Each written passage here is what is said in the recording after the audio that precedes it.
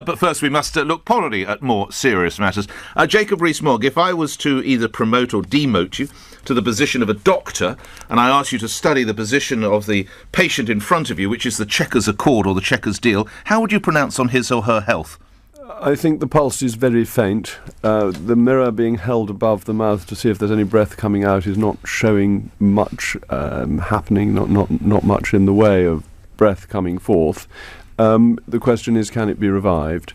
So far, it's not popular with pro-Europeans, it's not popular with the European Commission, and Eurosceptics think it's not Brexit, so it doesn't have many supporters.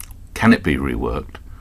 I don't think so. I think Brexit is a fundamental error. I think it's trying to do the wrong thing. Brexit is a fundamental error, you've just said, Mr. Chequers is a fundamental error. You said No, Chequers is a fundamental error. I'm sure you did say that. That's my job. Chequers is a fundamental error because it's not trying to work out what the European Union will accept, nor is it trying to work out what Brexit is supposed to mean. It wants to leave us half in and half out. And Theresa May was quite clear at Lancaster House that she didn't want that. So it's a retreat from that position. But also the EU, and particularly Monsieur Barnier, has been very clear that you can't cherry-pick. You can't have the bits of the EU that you want and not the bits that you don't want, because that undermines the whole principle of the European Union. We'll come to questions in a moment. Julia, you're up first. But where does this leave your leader and Prime Minister, Mr. Rees-Mogg? Well, the Prime Minister has shown an ability to change her mind in the past, and I'm sure she can show an ability to change her mind in the future. What if she doesn't? Well, I think it'd be very difficult to get Chequers agreed at the European Union level, and even harder to get it through the House of Commons. There comes a point at which the flogging of a dead donkey has to stop. How did you find your meeting with Michel Barnier? Extremely interesting. Had you met before? No. Just for some background. So this was the first time you two gentlemen had met? That's right. We'd never met before, and I think what I learned from the meeting was that the European Union's position is both clear and perfectly reasonable.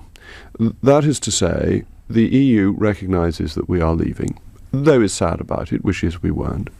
The EU thinks, therefore, we will be a third country and can have the same deal as other third countries have, can have a very good one because of our closeness as a neighbour and because they've done deals with other people, so the path is now better trodden than it was when deals were done with countries like South Korea.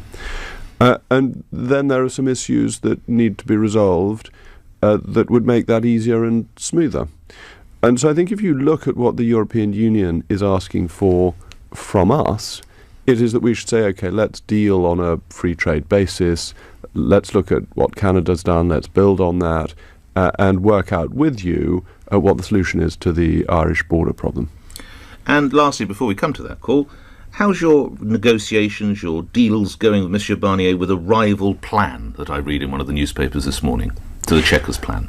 Well, I think the rival plan is a Canada Plus plan. I don't think this you is any. Discussed that with Michel. I don't think this is any great secret. No, he made it clear that a Canada Plus deal was available to the United Kingdom. But he's made that clear many times before.